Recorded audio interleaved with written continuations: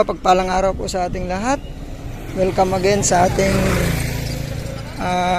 Max Vlog.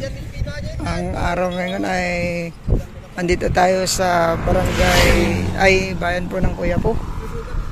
Ayan, may tinitignan po tayo dito na 3 hektarya. Napagitnan po ng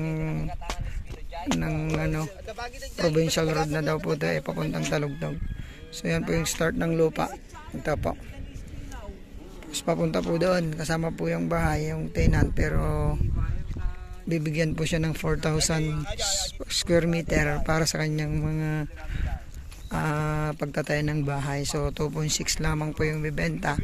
Estimated frontage po nito nasa 70 meters ang frontage nito. So hahatiin, bibigyan ng frontage yung tenant na mga 25 to 30 meters ang ibibigay sa kanya.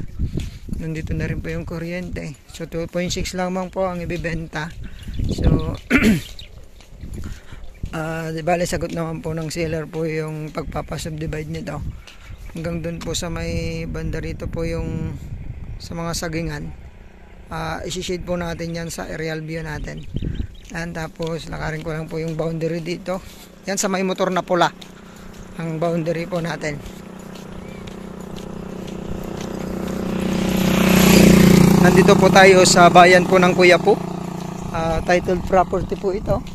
Along provincial road to. Kasama po itong daan na to sa 2.6. Pag-usapan nyo na lang po kung gusto niya pong Ito po yung boundary dito sa kabila. Tapos doon po tayo galing sa may kotse.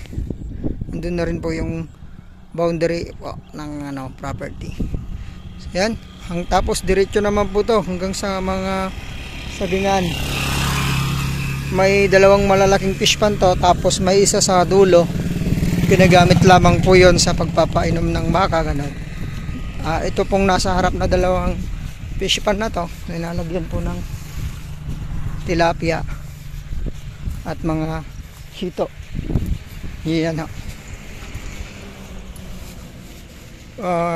Hindi natin tansyahin po namin mamaya, susukatin namin kung ilang kilometro mula sa National Highway papuntang Kuyapo, tapos Baysia, tapos Pangasinan Road. Yan po, maluwang po yung ating fish pan. Yan. May isa pa po doon, maluwang din, may tubig pa doon eh. So papakita po namin sa inyo sa aerial view nito. May mga saging. Paikutan po ng saging to, mga ma'am sir. So sabi ni Kuya, ito po ay provincial road na papuntang Talugtog. So napakagandang gawin din po itong farm resort, dahil kita nyo naman po ang surroundings dito. Napakalamig. Saka wala pa pong maraming bahay sa part na to. Mayroong pong dyan, bougainvillea farm, ang gaganda. So yun po yung katabi natin.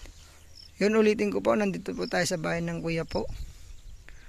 3 hektarya, pero ang ibibenta ay 2.6 lamang po. Pangalan po ng kanilang tatay at saka nanay, pero bayad na po nila ang state tax at ang kuya nilang nagbibenta at with approval po ng mga kapatid. Wala tayong magiging problema. Sagot naman po niya lahat, pati extrajudicial settlement, papaperma siya sa lahat ng bayarin.